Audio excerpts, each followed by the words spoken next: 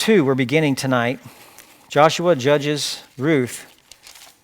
It's a tiny little 4-chapter book that in the Septuagint, what Jerome put it together, it is the same place, the Septuagint and the English Bibles. Ruth is here in this place right here. In the Hebrew Bibles, Ruth is one of the last books in the Hebrew Bible.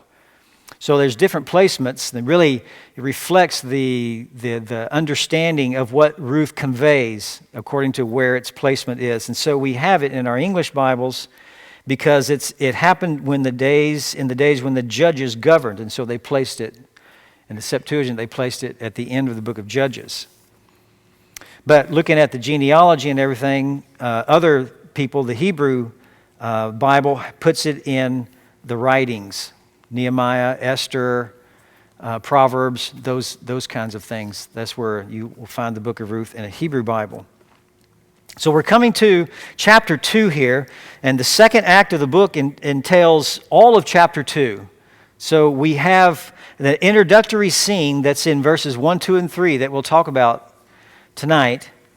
And then you have an epilogue that's in the second part of verse 17 through verse 23. And in between those small sections is the principal scene, and that occurs in verses 4 through the first part of verse 17.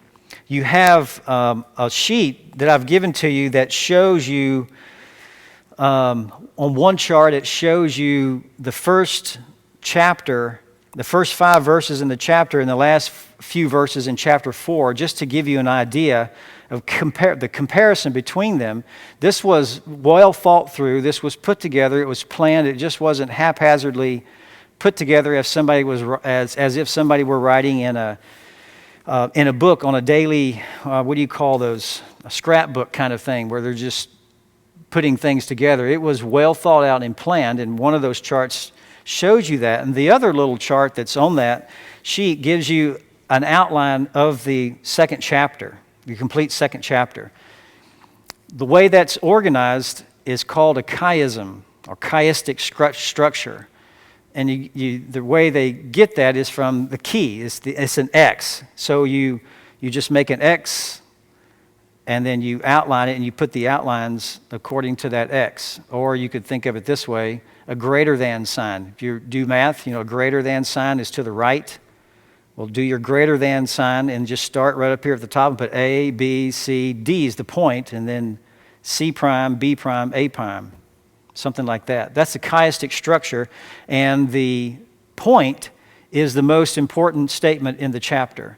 So as you can see there, you have in verses 8 through 10, Boaz's graciousness prompts Ruth to ask, verses 8 through 10, and then D prime, Boaz answers. Ruth's faithfulness and faith are the basis for human and divine favor, and that's verses 11 through 13. So you can take this and put it in a file, call the file Ruth, and put it in there, and it may help you at a later point in sometime when you're studying it. But what the reader, that's us, has to bring into chapter 2 is this: God's personal providence. From chapter 1, verse 6, verse 13, we have God's providence that we see this happening. He's moving in some places, and that it is time for the barley harvest. So with those two things, thinking those two things, we come into chapter 2. So the last verse of chapter 1 sets the stage for the second act by summarizing some critical information.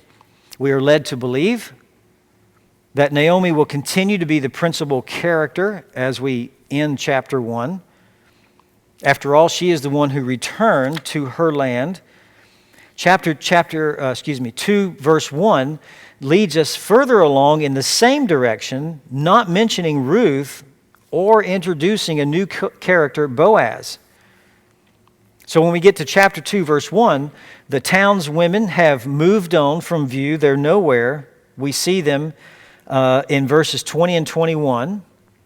Verse 22, the statement, they returned. All the women say what they say. Chapter 2, verse 1, we only see Naomi, and we only know that the women have moved on. Nobody's saying anything anymore. We don't even know that Ruth is going to be a part of this at this time. So Naomi and Ruth are left to fend themselves. Verse 2, Ruth the Moabitess said to Naomi. So when we open chapter 2, we know that it's the barley harvest. We know that Ruth and Naomi are left to fend for themselves. And there are two features that stop our progression of thought. And one of them is in verse 22 in chapter 1. And that states that Ruth is a Moabite. She is an alien. She is Naomi's daughter-in-law, and she accompanied Naomi. So when we read that, Naomi had a kinsman of her husband, a man of great wealth of the family of Elimelech, whose name was Boaz. We read that and we think, where's Ruth at, and what does this have to do with anything? Also, Naomi is not mentioned after verse 2. Think about that. Naomi is not mentioned after verse 2 throughout the generous show by Boaz. In verses 4 through 17, Naomi's not mentioned at all. It's not until verse 18 that Naomi comes back into the picture. So we are reminded of the place and the time. This is the beginning of the barley harvest. The timing is providential. Naomi and Ruth arrive in the house of bread, that is Bethlehem, just when the grain for bread is ready to be cut. That is late March, early April by our calendars. It's the Hebrew month of Nisan. Since barley was the first crop to be harvested each year, their arrival meant that they could get settled in at a time when food would be relatively plentiful. So in God's providence, they came back at just the right time. The most important statement in verses 1, 2, and 3 occurs in the second part of verse 2, where Ruth says to Naomi, "Please let me go to the field and glean among the ears of grain after someone in whose eyes I might find favor." In the first three verses, that's the key statement right there. Everything builds up to that. You come in and there's a man, a kinsman from the clan of Elimelech, whose name was Boaz. They go to the field, and she says, "Let me go and glean behind someone in whose favor or whose eyes I may have favor." That's the most important. And then it starts to back up. Naomi says, "Go ahead, my daughter." And she went to the field of Boaz, who was from the clan of Elimelech. All of that's in verses 1, 2, and 3. So the reader is giving us a few little curves. When we come to chapter 2, we have a few little surprises. Where is Ruth? And who is the guy named Boaz? What's going on here? But quickly, the writer will fill some things in and get us back on track. So the initiative of Ruth, in verses 1, 2, and 3, the initiative of Ruth. Now Naomi had a kinsman of her husband, a man of great wealth of the family of Elimelech, whose name was Boaz. In verse 1 can be read like a chapter heading in older novels. In older novels, a chapter heading might run something like this: "How Justin ran away and Amelia consoled herself in his absence." Something of that nature. It was a convenient device, and in its absence, modern readers have to resort to cheating. In its absence, modern readers have to resort to cheating. In other words, we might skip to the end of the chapter or even to the end of the story so that we'll know what will happen. Or we might read the first chapter and then read the fourth chapter and say, "I just wanted to find out how it went. I don't really care about the details." That kind of thing. So verse 1 can be read like a chapter heading. And with when cheating, we would skip to the end of the chapter or even the end of the story so that we'll know what will happen. And with the excitement removed, we would read how it happens in a relaxed and attentive way. That might be what some people would do. But that's what verse 1 reads like. Naomi had a kinsman of her husband, great wealth, family of Elimelech, whose name was Boaz. Kinsman, the word kinsman there is a matter of some discussion. The word either means close associate, intimate friend, or it means relative. One of the two. And the cause of the discussion is a different reading or a different word in some of the Hebrew manuscripts. But the best interpretation is relative. And I've listed 4 reasons here. In chapter 2, verse 20, Naomi says that Boaz is our relative. So we should understand this as a kinsman, that is a relative, not an intimate friend, not a close friend, but blood related in some way. That's how we should understand that. He is their kinsman on the family, on her and Naomi's husband's side. And it's most important to the development of the story to know that Boaz is a blood relative of Elimelech, since only such relatives could act as a redeemer. Later on, he's going to step in and be a redeemer, the goel. The Hebrew word goel means redeemer, play the role of the goel. He has to be a blood relative. So it's important that we understand that term as a blood relative, not a close friend. And if you do the research, it would prove that out. It would show that.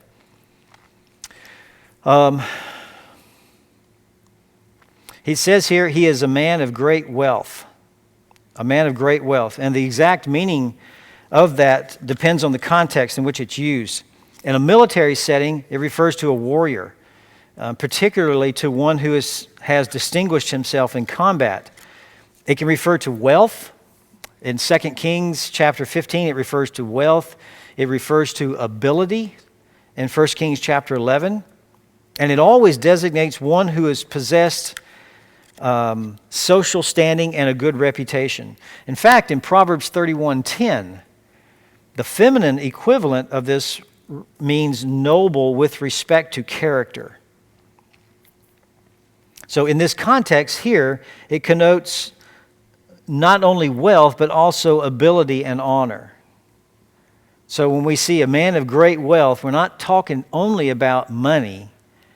He also has the character to go along with money. So Boaz was a powerful man with strong influence among his peers.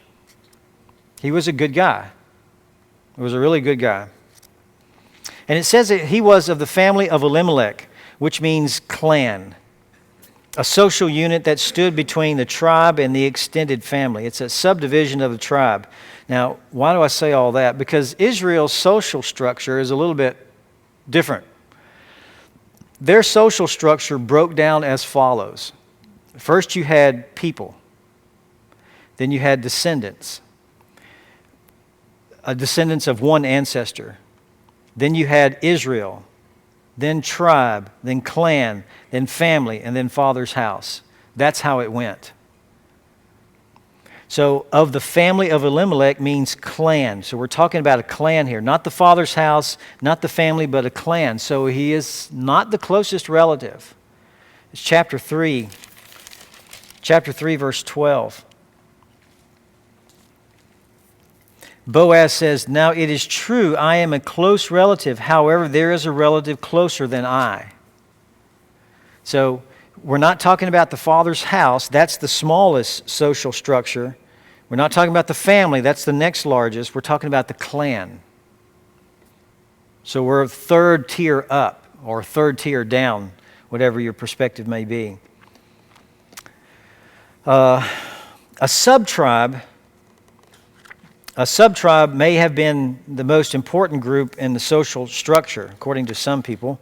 It sets the bounds of recognized kinship, and it formed the basic units of society.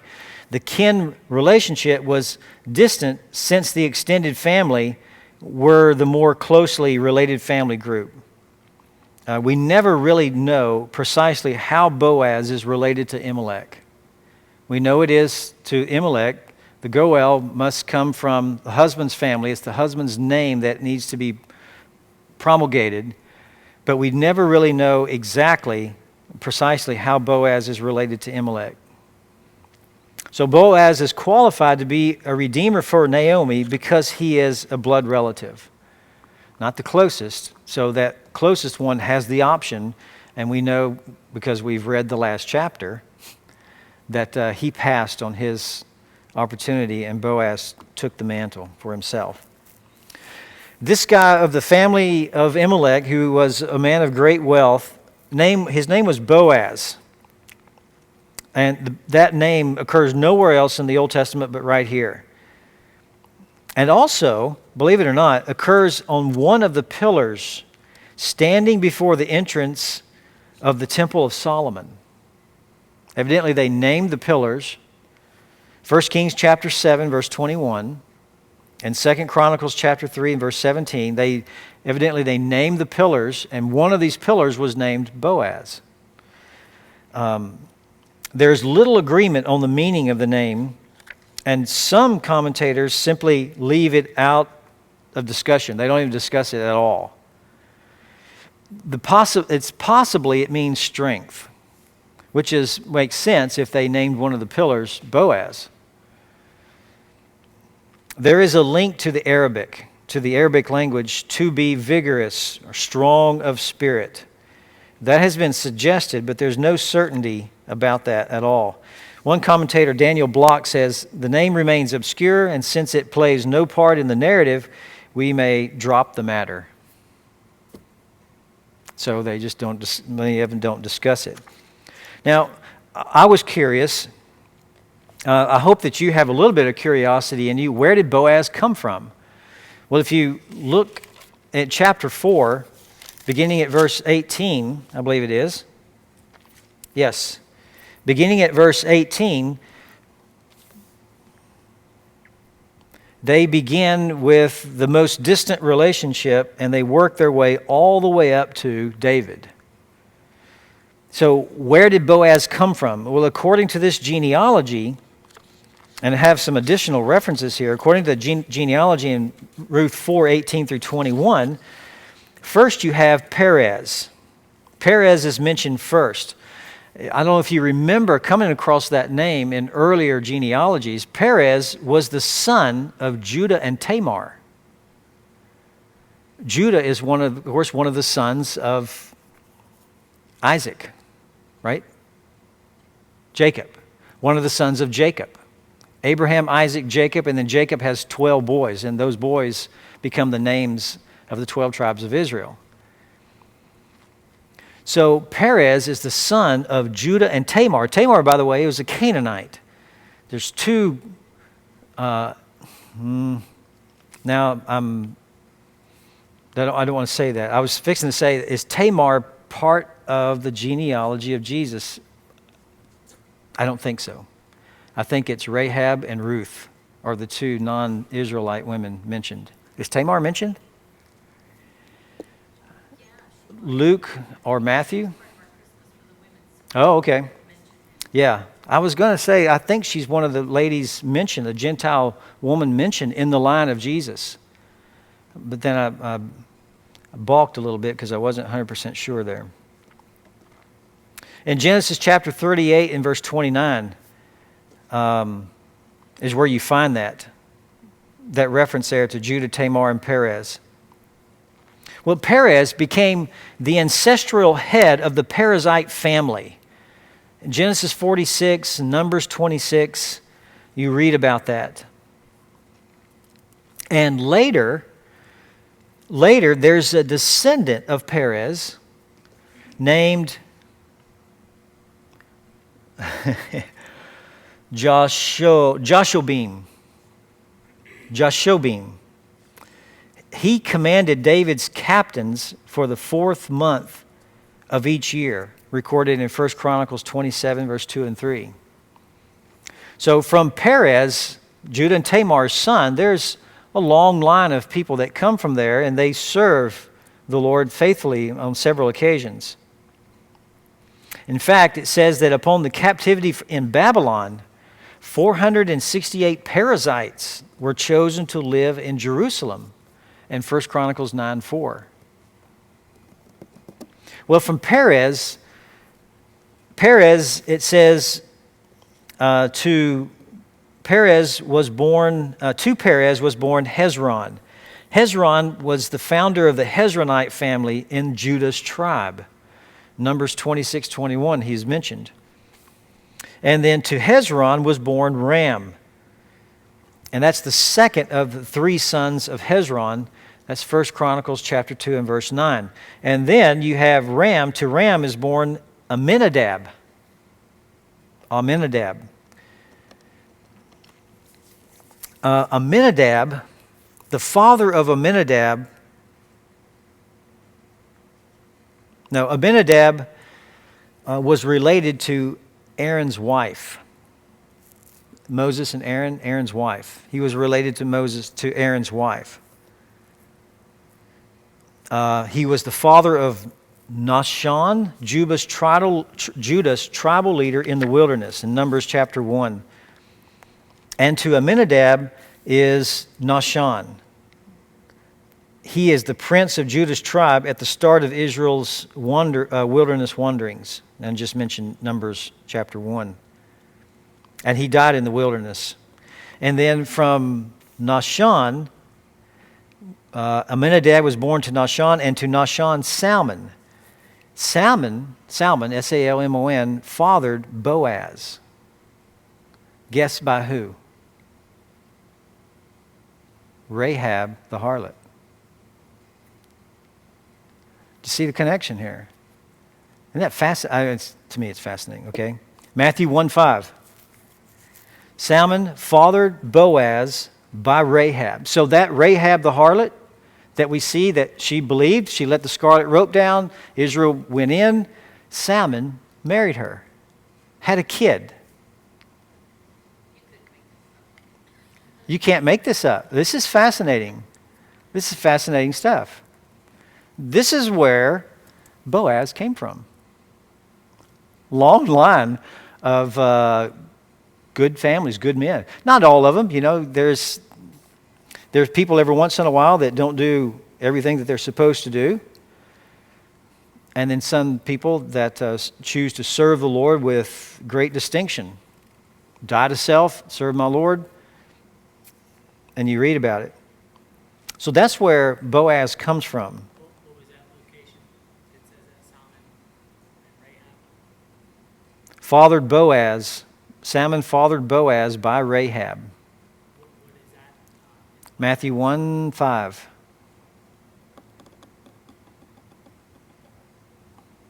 mentioned in Matthew 1:3. Matthew 1:3, Tamar.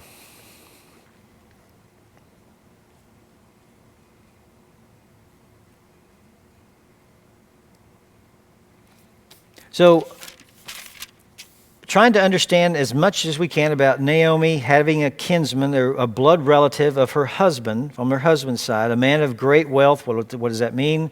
Of the family of Elimelech, whose name was Boaz, and where did he come from? So, moving on to verses 2 and 3. And Ruth, the Moabitess, said to Naomi, "Please let me go to the field and glean among the ears of grain after one in whose sight I may find favor." That's the main statement there. She said to her, "Go, my daughter." So she departed and went and gleaned in the field after the reapers.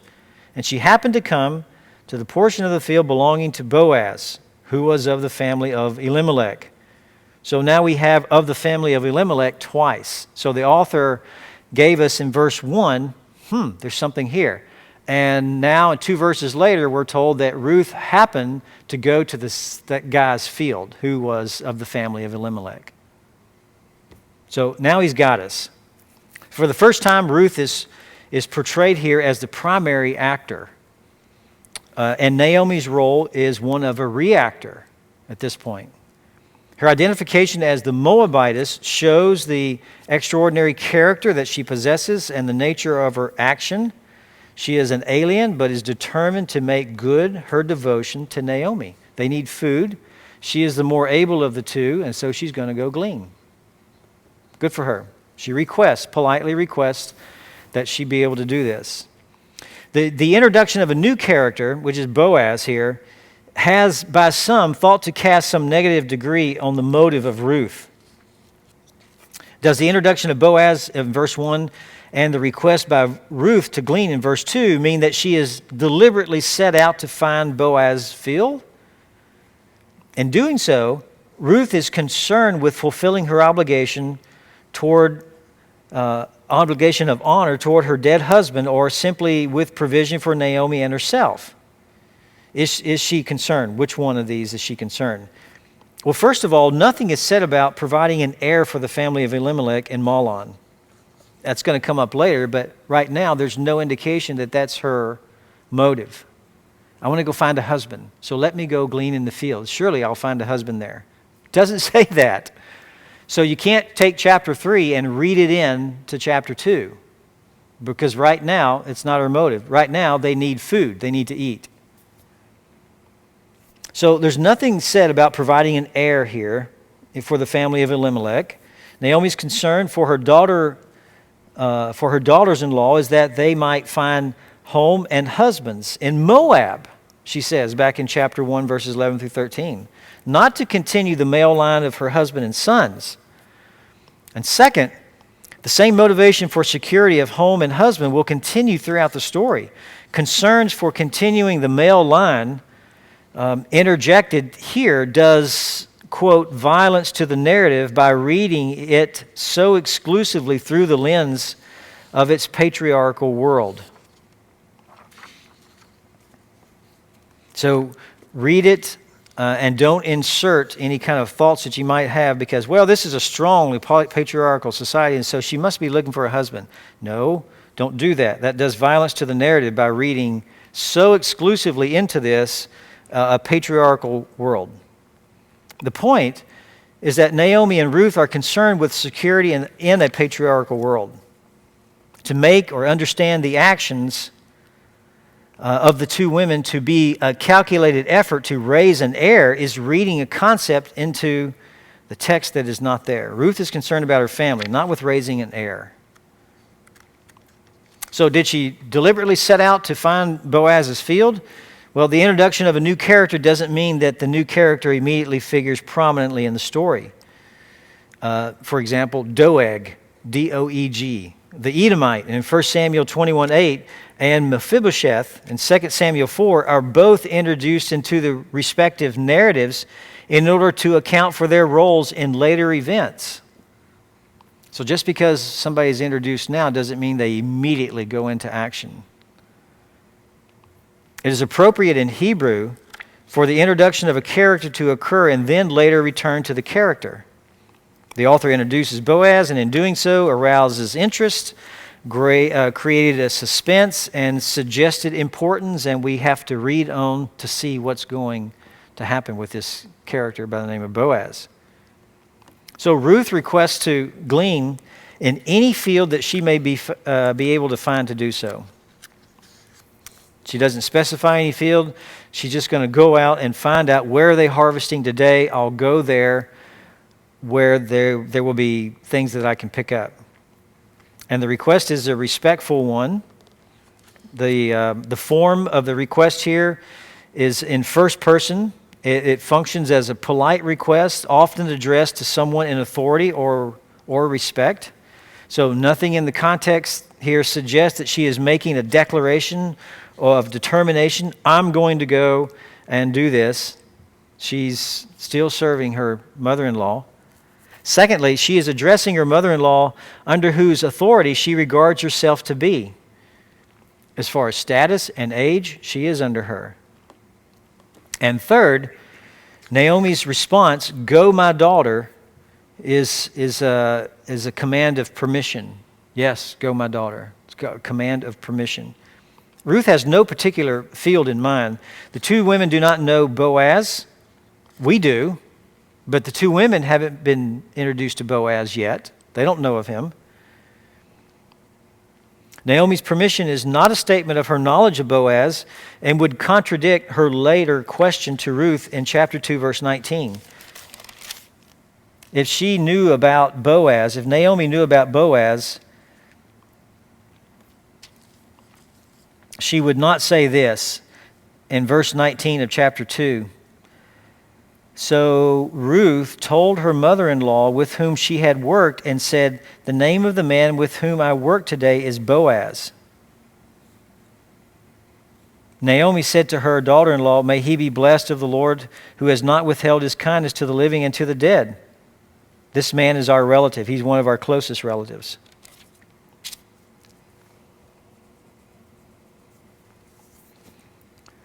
Furthermore, the clause that you read there, and she happened. And she happened to find herself in Boaz's field. Well, that phrase there, and she happened, shows clearly that Ruth had no intention of finding Boaz's field. And she happened. And your translations will probably say it different. One commentator said it this way, and as luck would have it, she happened upon Boaz, the field of Boaz. So there's no intention of Naomi here, of Ruth going to Boaz. She didn't even know Boaz existed at this point. So how is the phrase, one in whose sight I may find favor, to be understood?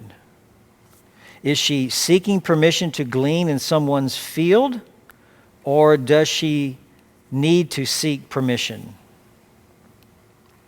Legally, a widow, orphan, and resident alien were afforded gleaning privileges. Leviticus 19, Deuteronomy 24. Laws, however, were to a greater or lesser degree neglected. The prophets, they charged Israel with oppression to the widow. Job 24, Psalm 94, Isaiah 1, Jeremiah 7. Was Ruth aware of Israelite law? Well, possibly Naomi had informed her of such things as they traveled and they saw from a distance the people gleaning. The events occur in the time of the judges when everyone did what was right in his own eyes. And Ruth, being a Moabite widow, and in the time she lived, would be wise not to presume and claim, I have rights too. The simplest understanding of her words is that she wants to glean behind someone who would benevolently allow it. She's not demanding rights or anything, but someone who would graciously allow her to do this is who she wants to find. The laws granting the privilege to glean do not require permission from the landowner. In fact, just the opposite is true. But wisely, she is not taking for granted that gleaning will be available, and her statement fits the context of the frequent denial. They do not imply that she needs to or will seek permission. Likely, she's going to follow other people and just follow them. Now, how will they, have you ever thought about this? How will they pick out? They look at her and say, well, first of all, Boaz is going to say, who is this? He doesn't know her. Do you know a Moabite? If a Moabite walked in today, would you go, oh, you're a Moabitess? How does a Moabite look? Evidently they had some means, some way, but perhaps they dressed differently. Perhaps some of the jewelry they wore was different that would reflect that.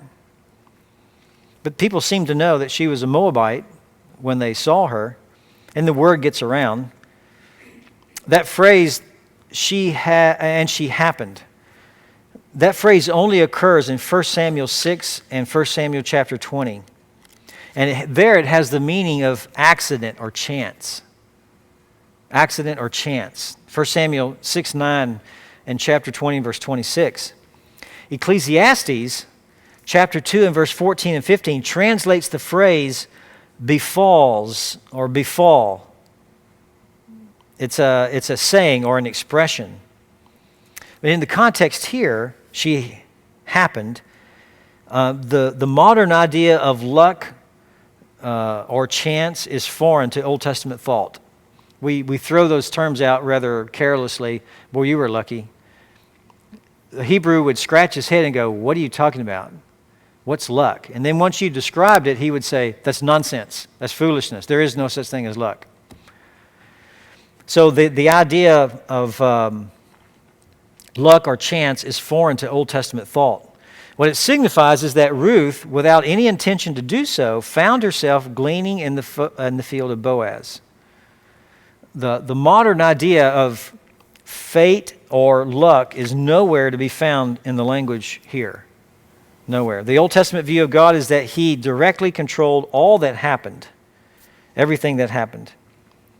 The other passages, Isaiah 45 verses 1 through 8, speaks of that and shows that as well. This is clearly the writer's view, the author's view of the events as seen by the way that he attributes both the end of the famine, chapter 1, verse 6, she heard in the land of Moab that the Lord had visited his people in giving them food. So the author's view of the events as seen by the way he attributes both the end of the famine, chapter 1, verse 6, what I just read, and Ruth's conception, which is chapter 4, verse 13. Boaz took Ruth, and she became his wife, and he went into her, and the Lord enabled her to conceive, and she gave birth to a son. Those two statements that I read, 1:6 and 4:13, are the only statements in Ruth where you see the Lord's name used, and you see an indication that he is providentially moving. And then he goes back into the shadows, so to speak, and you don't read about that anymore, and then he comes out. Twice he comes out of the shadows, sticks his hands out, and the author writes, and the Lord enabled her to conceive, and the Lord gave bread to his people. So from the author's point of view, this is the way he treats, this is the way he does this. All of this is divine causality. So chance or befall or happen to come means that which happens without the intention or assistance of those involved, and expresses the conviction of the writer that men cannot determine the course of events. For Ruth and Boaz to meet in a field, we might say was an accident, because Ruth and Boaz didn't plan that. But not for God. God is the one who planned it. God directs even the quote-unquote accidental.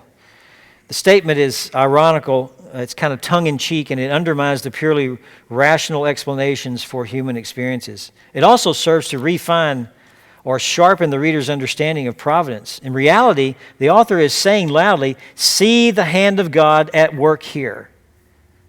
She happened to come. Oh, that's God moving her. But the author phrases it that way. Somehow, the providence of God gently moved her in such a direction. She saw something, and she said, that looks like a good field. And the thought, that looks like a good field, was put in her head by God.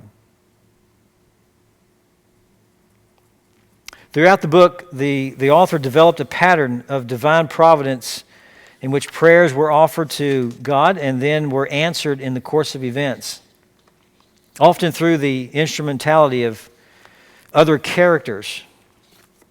From the author's vantage point, God's hand, however invisible it might be, was always guiding the events. So all of this is taking place, and it's taking place according to God's divine providence. And even though it doesn't explicitly say it always, it is. So what is in the first scene, in the first step toward resolution of Naomi's lonely and bitter state? Ruth begins to take center stage, and with the introduction of Boaz, the characters are in place. Now you have Ruth, Naomi, and Boaz. The characters are in place now. Ruth's character continues to shine, namely in her respectful request to glean. Perhaps Naomi's age prevents her from gleaning, or was her despair getting the best of her? We don't know. The only words Naomi speaks between her bitter complaint to the women of Bethlehem and her sudden interest in Ruth's work is, go, my daughter. That's all you have. We know what gleaning is, correct? Gleaning is provision of mercy for the poor, for the orphan and the widow and the resident alien. It's mandated by God in Deuteronomy chapter 24. They were on purpose, they were to leave parts of the field. Perhaps they didn't harvest a corner of the field, or they would leave a row, or something of that nature. But that was, it was something that God told them. It was an ordained practice, allowing the poor to follow the reapers in the field to pick up the grain that was left behind. Vineyards, as well as fields of grain, were to be available for gleaning. So not just grain fields, but vineyards, olive trees. In fact, olive trees were not to have been gone over twice. So you have vineyards, yes. Grain fields, yes. Olive trees, however, were not to be gone over a second time. So you pick an olive tree once and that's it. You don't go back. And there probably is a horticulturally explanation for that, but I don't know what it is. Judges chapter 8, verse 2. Isaiah 17:6. Olive trees were not to be gone over a second time.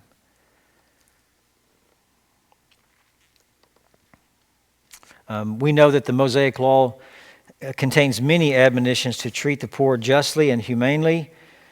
Deuteronomy chapter 15, verses 7 through 11 speaks of these as well. It's inevitable. The existence of poverty and the poor is inevitable. Jesus himself said, the poor you will always have with you. There will always be that in this fallen world.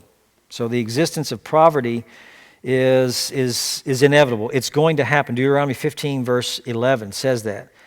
And it commands Israel to take measures to address it. So every one of the means of measures of addressing it is every seventh year, all the fields and the gardens were to remain unharvested for the benefit of the poor and the disadvantaged.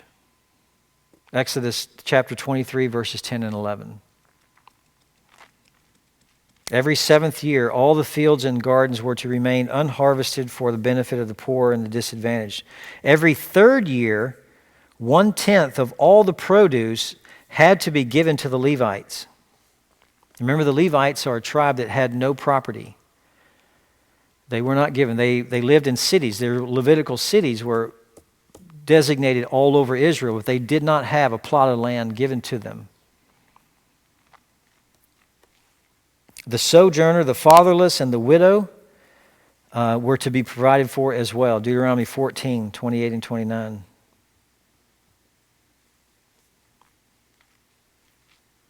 So likewise, and festival pilgrims were expected to share food with those in need, Deuteronomy 16.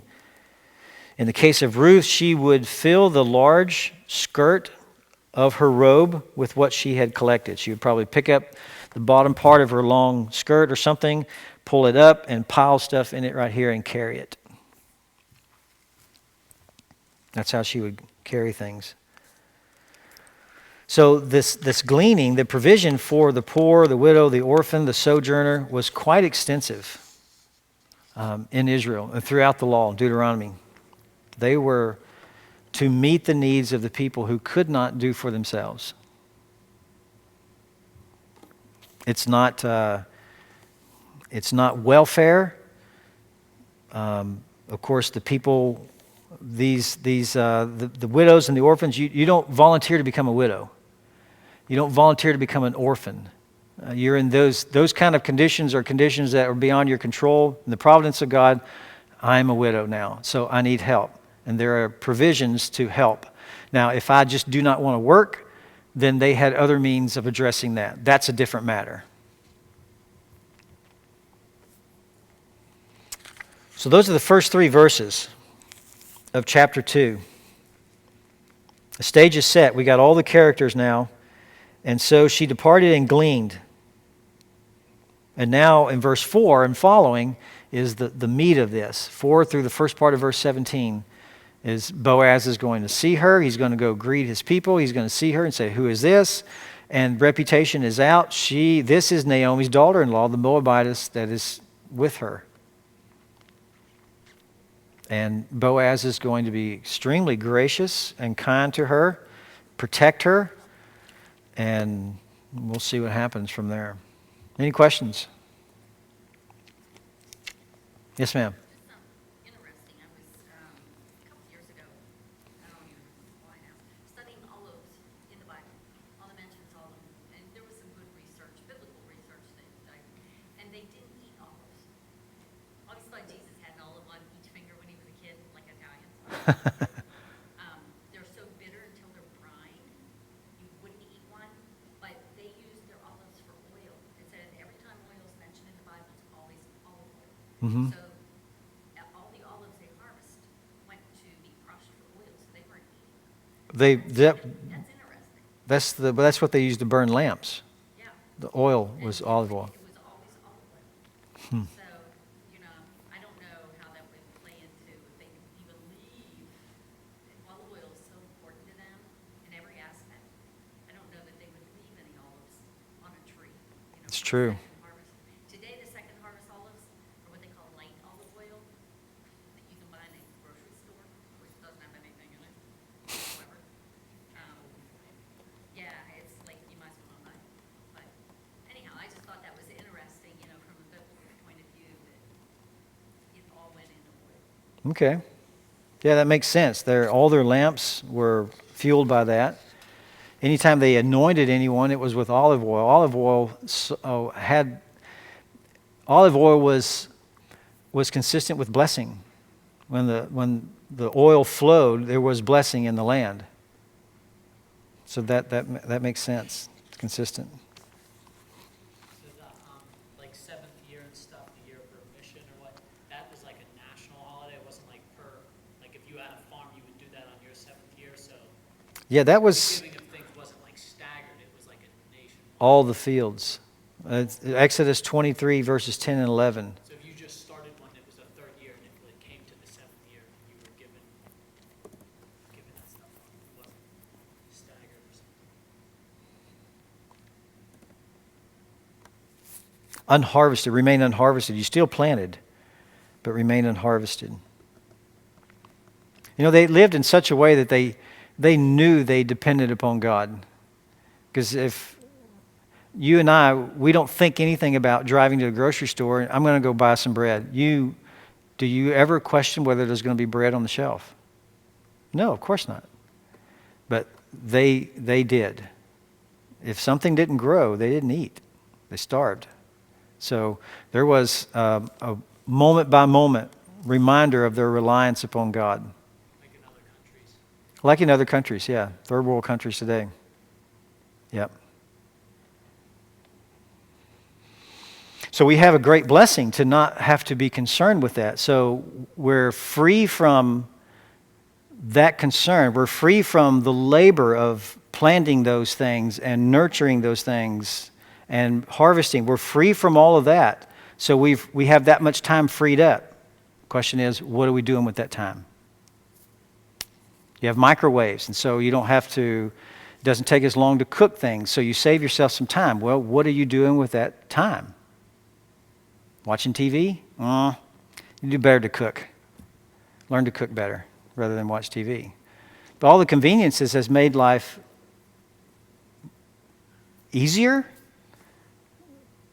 So we have a lot of extra time. And what do you do with the time? What skills? Do you have the skills of your mom or your grandmother? You can cook as much food as you did, but do you have the skills of them? That kind of thing. Sort of an analogy from there to our society today. No more questions. Lord, thank you for your blessings. Thank you for this study tonight.